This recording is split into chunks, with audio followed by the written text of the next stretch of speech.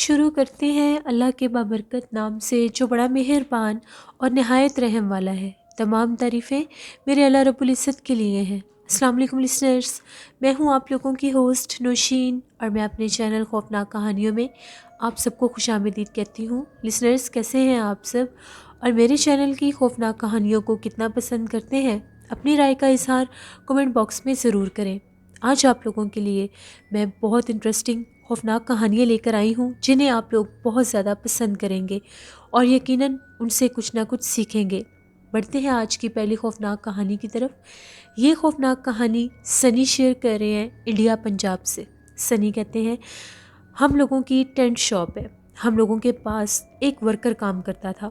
آج آپ کے ساتھ میں ایک ایسی کہانی شیئر کرنا چاہتا ہوں جو ہم لوگوں کے ورکر نے شیئر کی ہے، اور اس کے اپنے بیٹے کے ساتھ یہ حادثہ ہوا تھا۔ وہ بتاتا ہے اس کے 2 بیٹے تھے، تو اس کے کچھ ریلیٹیوز نے اس کے بڑے بیٹے کے اوپر کالا جادو کروا دیا۔ اس کے بعد اس کے بیٹے کی دن بدن طبیعت خراب رہنے لگ گئی۔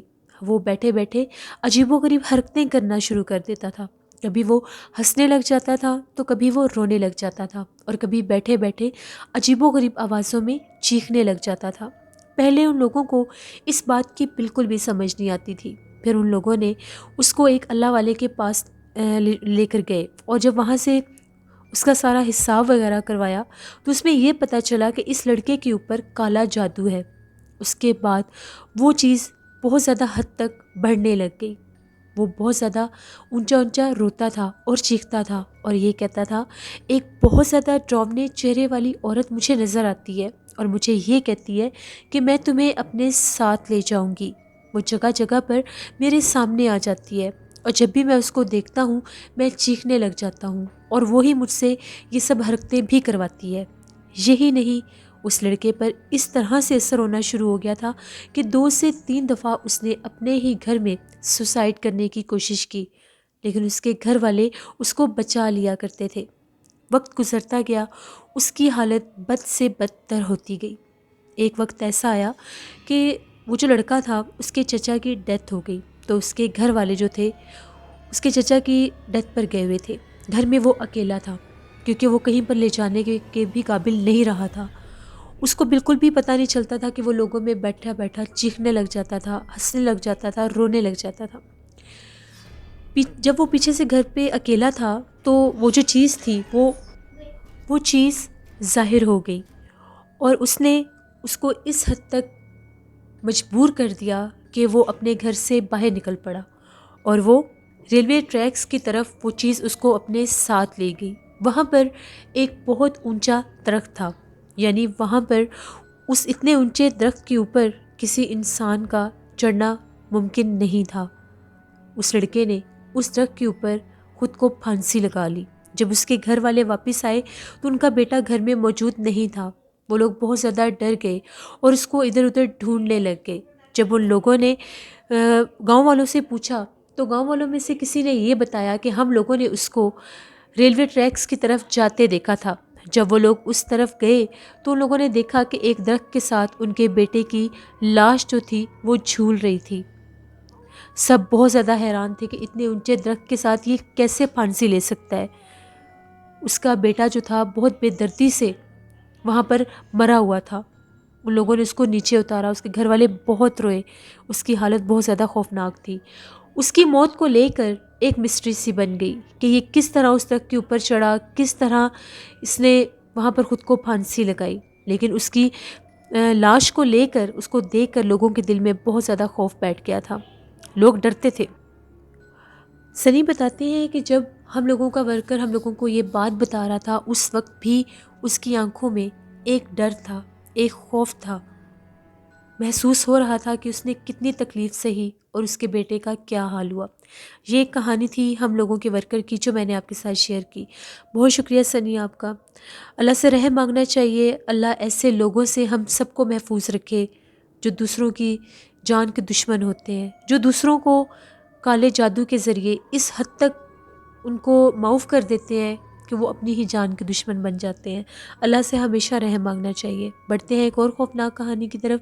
یہ خوفناک کہانی آصف شیئر کر رہے ہیں۔ آصف کہتے ہیں، میں سندھ کے ضلع نوشہر و فیروز سے ہوں اور آپ کے ساتھ اپنی چھوٹی بہن کی زندگی میں پیش آنے والی ایک کہانی شیئر کرنا چاہتا ہوں۔ یہ تب کی بات ہے جب ہم لوگوں کا گھر کچا ہوا کرتا تھا، تو ہم لوگ گرمی کے موسم میں چھت پر سو رہے تھے۔ میری چھوٹی بہن جو تھی اس وقت بہت زیادہ چھوٹی ہوتی تھی، تو رات کا ٹائم تھا۔ وہ جیسے ہی جاگی تو اسے حاجت محسوس ہوئی اور اس نے چھت کی ایک طرف وہ جا کر بیٹھ گئی، اور جب وہ واپس آ کر اپنے بستر پر لیٹی تو اس نے اونچا اونچا چیخنا شروع کر دیا اور رونا شروع کر دیا۔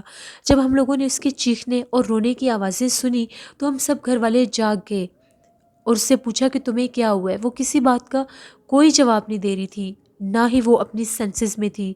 ایک دم سے میری چھوٹی بہن میں ایک مرد کی آواز بولنے لگی، اور وہ یہ کہہ رہا تھا کہ اس نے میری عبادت والی جگہ کو ناپاک کیا ہے، میں اس کو جان سے مار دوں گا۔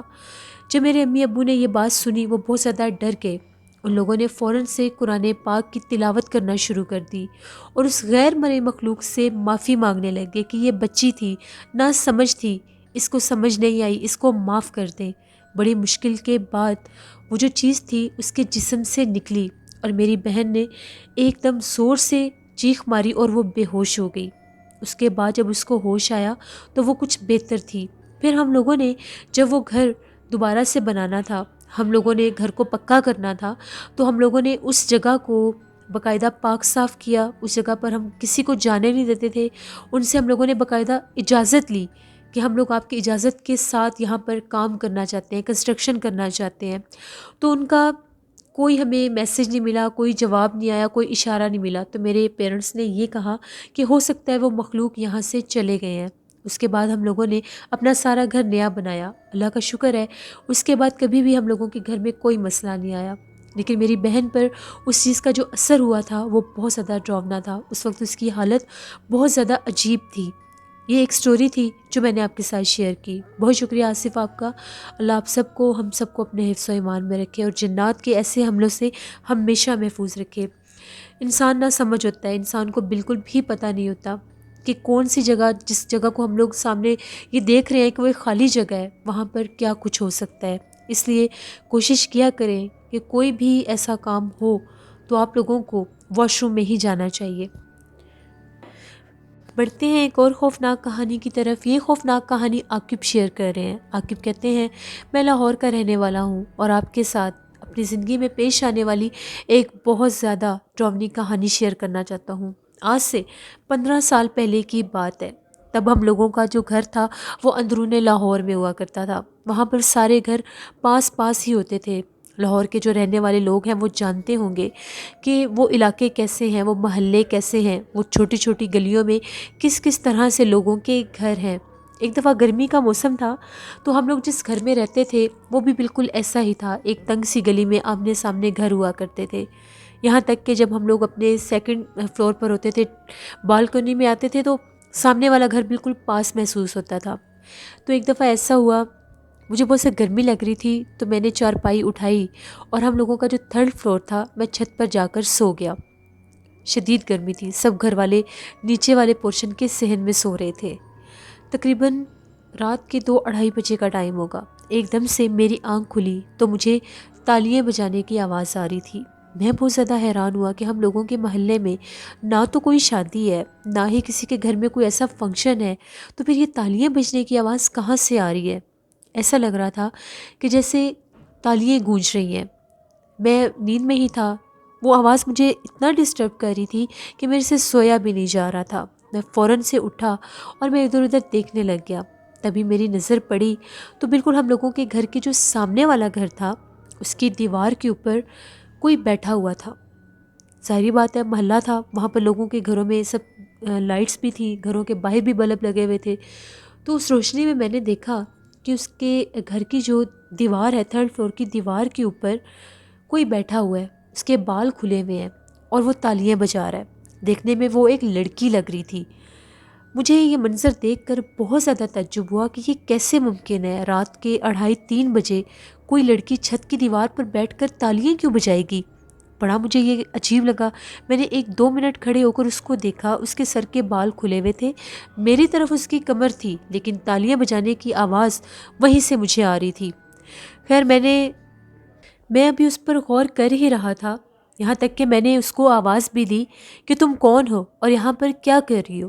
جب میں نے اس کو آواز دی تو اس نے تالیاں بجانا بند کر دی اور ایک دم سے وہ چھت کی طرف کود گئی۔ میں بہت زیادہ حیران ہوا اور واپس آ کر اپنی چارپائی پر لیٹ گیا۔ میرا سر بہت زیادہ بھاری ہو گیا تھا، ایسا لگ رہا تھا میرے سر میں درد شروع ہو گیا۔ میرے ذہن سے وہ منظر جا ہی نہیں رہا تھا کہ کس طرح سے کوئی لڑکی اتنی رات کو چھت کی دیوار پر بیٹھ کر تالیاں کیوں بجائے گی، اور اس پر میری طبیعت کا بھی خراب ہو جانا۔ میرے سے وہاں پر پھر سویا نہیں جا رہا تھا، ایسا لگ رہا تھا کہ کوئی چیز بار بار میرے جسم کے اوپر دباؤ ڈال رہی ہے۔ میں اتنا زیادہ خوفزدہ ہوا کہ میں نیچے آ کر اپنے روم میں سو گیا۔ کس پہر میری آنکھ لگی مجھے نہیں پتا۔ جب صبح میں جاگا تو مجھے تھوڑا سا بخار بھی ہوا تھا اور میں نے یہ بات اپنی امی کے ساتھ بھی شیئر کی۔ امی کو بہت زیادہ حیرانگی ہوئی کہ ایسا کیسے ممکن ہے۔ میں تو پھر بخار کی وجہ سے گھر سے باہر بھی نہیں گیا، تو امی کی جب وہ جو سامنے والا گھر تھا ان آنٹی سے ملاقات ہوئی تو امی نے ان سے پوچھا کہ اس طرح سے رات کے ٹائم ملاقات ہوئی، تو امی نے ان سے تذکرہ کیا کہ اس طرح سے رات کو عاقب چھت پر سو رہا تھا تو اس کی آنکھ کھلی تو اس کو تالیاں بجانے کی آواز آ رہی تھی، اور وہ جو آواز تھی آپ لوگوں کے تیسرے چھت سے آ رہی تھی۔ اور جب عاقب نے دیکھا تو وہاں پر ایک لڑکی بال کھول کر بیٹھی ہوئی تھی اور تالیاں بجا رہی تھی۔ وہ جو آنٹی تھی یہ بات سن کر بہت زیادہ حیران ہو گئیں اور بہت زیادہ خوف زدہ بھی ہو گئیں۔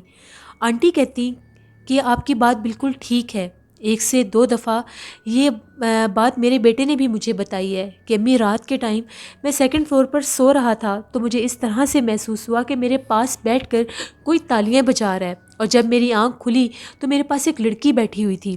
جیسے ہی میرے بیٹے نے اس کو بلانا چاہا وہ چیز غائب ہو گئی۔ مجھے نہیں پتا کہ ہم لوگوں کے گھر میں یہ کون سی چیز ہے، یہ 1 سے 2 دفعہ میرے بیٹے کو بھی نظر آ چکی ہے۔ اب امی بہت زیادہ پریشان ہو گئی یہ بات سن کر۔ امی جب گھر آئیں تو امی نے یہ بات مجھے بھی بتائی اور مجھے یہ کہا کہ دوبارہ بالکل بھی تم نے اکیلے جا کر چھت پر نہیں سونا۔ میں نے انہیں یہ کہا کہ ٹھیک ہے میں نہیں جاؤں گا۔ میں نے میڈیسن بھی لی لیکن میرا بخار نہیں ٹوٹ رہا تھا۔